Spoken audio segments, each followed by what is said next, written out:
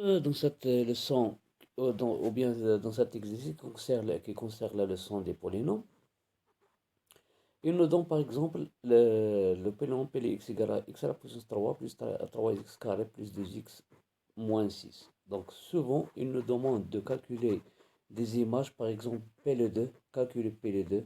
Donc tout simplement, on remplace x par 2. Donc on obtient 2 à la puissance 3 plus 3 2 au carré, ça fait fois 4, 3 fois 4, plus 2 fois 2, ça fait 4, moins 6.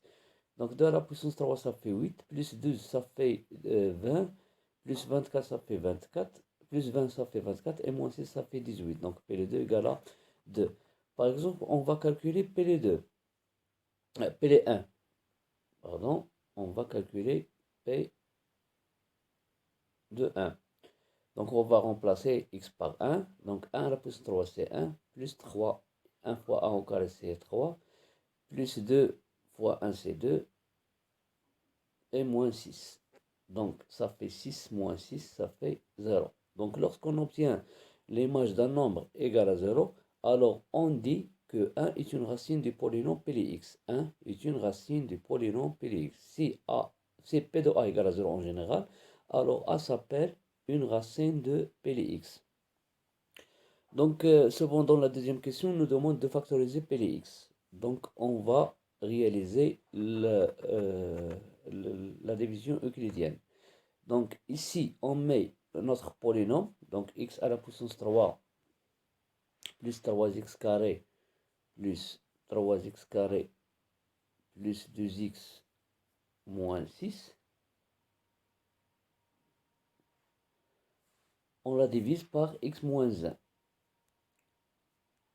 Donc, on commence par la division de ce terme par ce terme. Donc, x à la puissance 3 sur x. X à la puissance 3 c'est x, on simplifie, on obtient x au carré.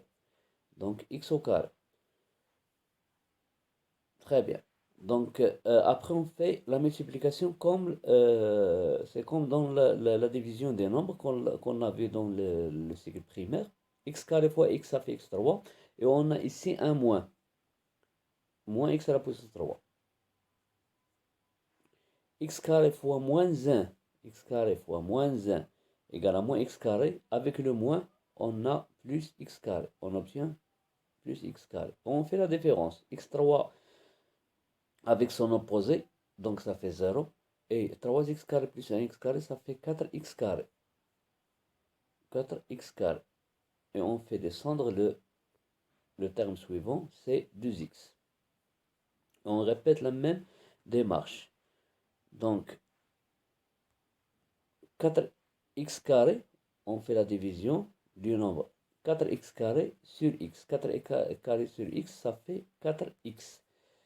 Et on fait la multiplication de nouveau. 4x fois 4 fois x, ça fait 4x carré. Et on a ici un moins, donc ça nous donne moins 4x carré. 4x fois moins 1, ça fait moins 4x. Donc 4x fois moins 1, ça fait moins 4x. Avec le moins, on a plus 4x. On fait de même la différence. Donc 4x carré moins 4x carré, ça donne 0. Et 2x plus 4x, ça fait 6x. Et on fait descendre le moins 6 qui reste. 6x sur x, ça fait plus 6. Donc on fait la multiplication 6x, 6 fois x, ça fait 6x. Avec le moins, ça nous donne moins 6x. 6 fois moins 1, ça fait moins 6. Et le moins, ça fait plus 6. Et la différence nous donne un 0. Donc, vous voyez qu'on a obtenu x à la plus 3 plus 3x carré plus 2x moins 6 sur x moins 1. Ça nous donne x carré plus 4x plus 6 dans le quotient. Et le reste, c'est 0. Donc, on dit que Px est divisé par x moins 1. Et on peut écrire Px égale à x moins 1 facteur du nouveau polynôme qu'on a obtenu, x carré plus 4x plus 6, x carré plus 4x, x carré plus 4x plus 6. Donc, en général, propriété, si P de A égale à 0, si P de A égale à 0, donc P, il est divisible, P est divisible par X moins A.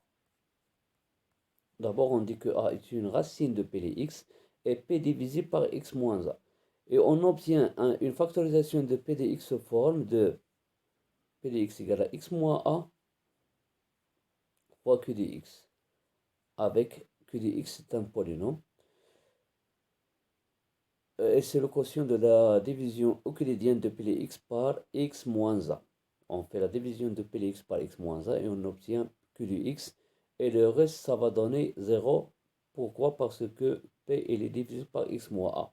Parce que déjà, on a calculé P de A et on a trouvé 0. Donc, on dit que A est une racine. Alors, le reste serait 0.